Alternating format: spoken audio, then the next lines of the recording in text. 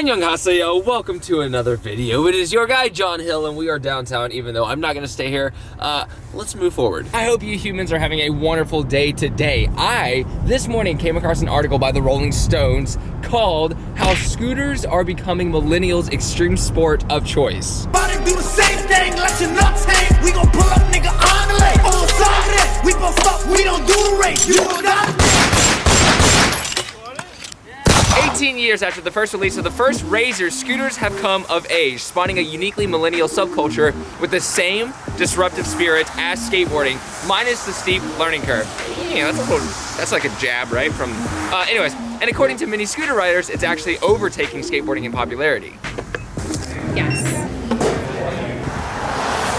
Literally left my book bag at the hotel. So according to Devin, a 17-year-old semi-pro rider who traveled, he says, I've seen less and less skateboarders over the years. It depends on the skate park, but we have the majority. There are more scooter riders than skateboarders. We're targeting younger kids, whereas skateboarding is targeting older kids. Now, apparently the number of skateboarders in the US decreased from 10 million to 6.4 million between 2006 and 2016, with an even more dramatic drop among skaters aged 6 to 17. Logan Fowler says it's huge in other countries. The whole article is centered around this jam that they're doing where all these scooter riders meet up. I think it's in Chicago, and they go out in the streets and just go crazy. So America does something very similar to this with skateboarding. There's very little rules and regulations. You kind of just go out and rampage, which I think they're extremely fun. I think they're awesome. There's a rebellious spirit to the gathering, and half the young riders seem like the type to sneak cigarettes between classes, but good luck asking any of them for a lighter.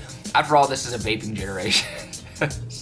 Skateboarding is based off of surf culture, and scootering is based off this toy. I don't mean to say that derogatory by any measures. I'm just saying they both started from something that isn't what they are now. The image started to change when Razor launched its insanely popular Pro model in 2000. The founder owned a toy company and saw that scooters had become trendy as transportation for Japanese businessmen in Tokyo. Thus, the brand's initial retail partner, the Sharper Image, they sold at a pace of 1 million units per month for the first 6 months. So Razor realized that the scooters could become a new action sport, so they started developing the community behind it. But this is Team Razor Video 2. I'm Ronald Sharp.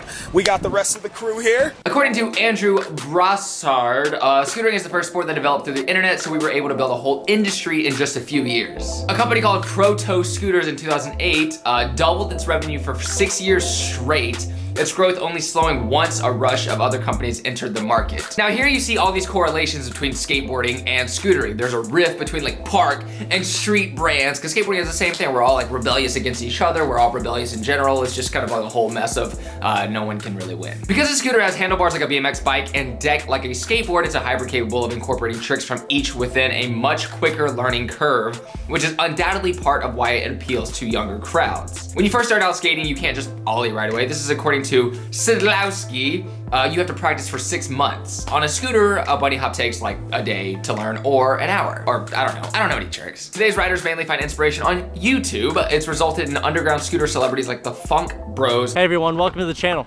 We are the Funk Bros, and I am Corey Funk, and I'm Capron Funk. How are they underground? Funk Bros are like a huge channel. Same with like Tanner Fox. He's a huge advocate for scootering at the beginning as well. Since pro level scooters are so costly, many of the kids come from affluent backgrounds, AKA rich families. Despite this, the scene feels decidedly DIY. Riders dressed with a mix of grungy skater gear and a touch of internet irony. Just like skateboarders, shredded jeans and dirty Vans are the style. Shredded jeans. Oh, landing a backflip at a skate park definitely turns heads, but a combination of entitlement and inexperience has made some scooter riders a bane to skateboarders, inline skaters, and BMX riders. Now, so far with this article, everything I've read has been fine and dandy. I don't care, it's all whatever. This part is the part that I think is a little odd. So it says pioneering riders like Dodano and Broussard 31 turned to scooting because they felt skateboarding street credibility died with its commercial boom. Buying a board at the mall wasn't rebellious. Instead, early scooter riders dug through garage sales for dollar scooters, took them to skate parks, and rode them until they were literally destroyed, typically about an hour. The reason I think that's silly is if you get into anything, if you start doing anything and you fall in love with it, you're not gonna care how the market transfers. If you're a skateboarder who loves skateboarding, you like going outside and you like riding a skateboard, then you're not gonna be like, well, this isn't rebellious anymore. This isn't street cred. I'm dipping out. According to Broussard, skateboarders are trying to make themselves feel better because they know their sport is dying in a sense. This part, Actually, I still kind of agree. I agree that there are some skateboarders who are in it because they think it's cool. And once they see that their market is dying, they're like, no, like what I'm into is tight. I swear I'm cool, I'm unique, I'm independent. And for me, it's not all skateboarders. He says skateboard generalizing, that's never a good thing. For me, skateboarding can be completely dead. It can be the worst thing seen in the world tomorrow. Everybody can make fun of it. It could be on TV like, oh, I saw a skateboarder yesterday, huh. But it doesn't matter, because I like to do it. If I had a stapler, and I just liked shooting staples and trying to get them like into a cup, and that became my sport of choice. It shouldn't matter if it's the most trendy thing in the world. I should just do that because it's fun. I mean, I would also worry about like making money and trying to get like a job while doing that, but I would do that and I would love it. According to Ha-Man, it's the community I love. It doesn't matter who you are, what you are, everyone's brothers here, dude. We're freaking brothers, man. Says everyone who does anything ever, always. This is again why the Brassard dude just rubs me the wrong way. Even though it's still a fresh industry, it might already be getting too mainstream for Brassard. Brassard's in the streets, dude. He's freaking sick. Who fears that popularity could ruin the rebellious character. Just like with skateboarding, the founding generation of scooter riders is drastically different than the current generation, he says. We rode because after the Razor boom, it was not trendy. We were experimental. Now some kids spend more time accessorizing their scooters than even freaking riding them, dude. Now something that Sidlowski said was, just like with every sport, there's a rebellious scooter ring where it's just haywire, no one gives a crap, and they just do illegal things. Now, this is like an amazing thing that I like with any sport, especially skateboarding. Skateboarding has this like very rebellious mentality because that was the way like media sort of portrayed skateboarding. But the thing is, in skateboarding, and I'm sure in scootering, of course, you're gonna find vastly different people. You're gonna find people who are like the nerds, the jocks, the blah, blah, blah, all these cheesy stereotypes. You're gonna find all of those within something like scootering. You're gonna find like the rich kids who mommy and daddy bought all their stuff and they're like spoiled brats who are super entitled. But you're also gonna find that kid who like is like poor and did find a scooter at the skate park and was like, oh, this is cool, I wanna try this. Just like in skateboarding, it's the same thing. You're gonna find like that whole range exists within every sport. This is the last thing. Everything lame being said is by this Brassard guy. He says, scooters started out punk rock, which probably, I don't know. The older generation couldn't afford skateboards or BMX bikes, but we would dumpster dive for scooters.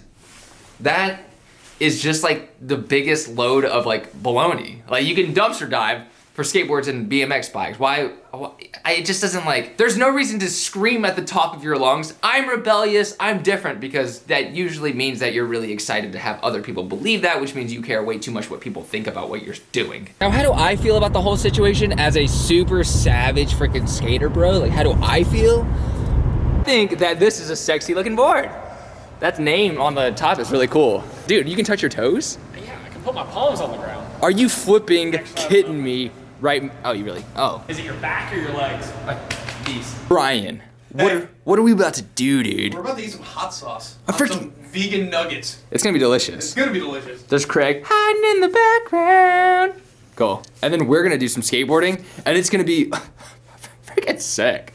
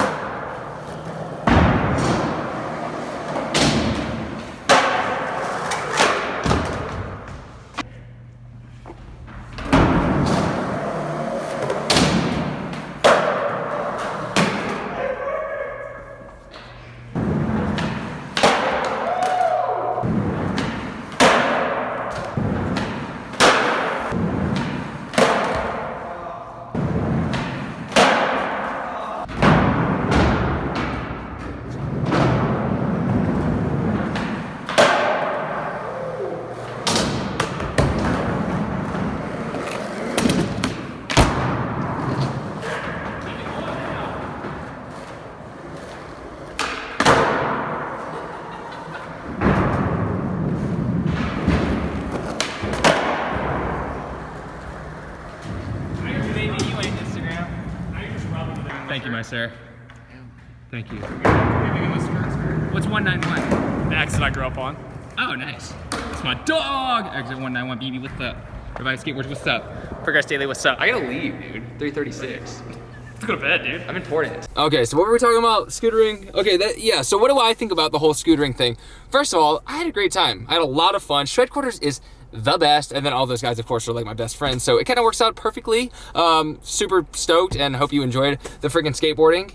The reason I'm talking about that is because there's a point to what I'm saying. I just truly don't care at all. I feel like there are a lot more important things in life to be concerned about than other people doing something and that thing becoming more popular than the thing that you're doing for this short time that we're alive. I feel like the best thing that we can do is find something that excites us, aka for me it's skateboarding, and then not be concerned with how the rest of the world feels about it. And I know like as human beings, we're so concerned and you know, like a part of our living is to be accepted. That's like a very human instinct that we have to cater to an extent, right? You can sort of minimize it. If you're into scootering, just go scooter, have fun, do your thing. And if you don't like it one day and you realize that you were in it just for the trend of being in it because it was being popularized, then move on to the next thing. Like none of this like matters, right? And even as a skateboarder for me, if I have a few friends who skate with, I'm chilling. That's all I need. And I don't really care about the whole business side of skating as long as there are boards being made. And I know you need an audience for that, but like anything else, skateboarding is past the level of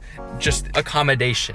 It's like, it's flourishing to an extent, but now it's not doing as well, and that's fine. I can get my skateboard, people can go skating, and that's what's important, is finding the things that excite you and just jumping into those things and kind of like leaving the rest to just like other people to complain about. It's just so silly to be entitled and prideful in this short life. You can stick around.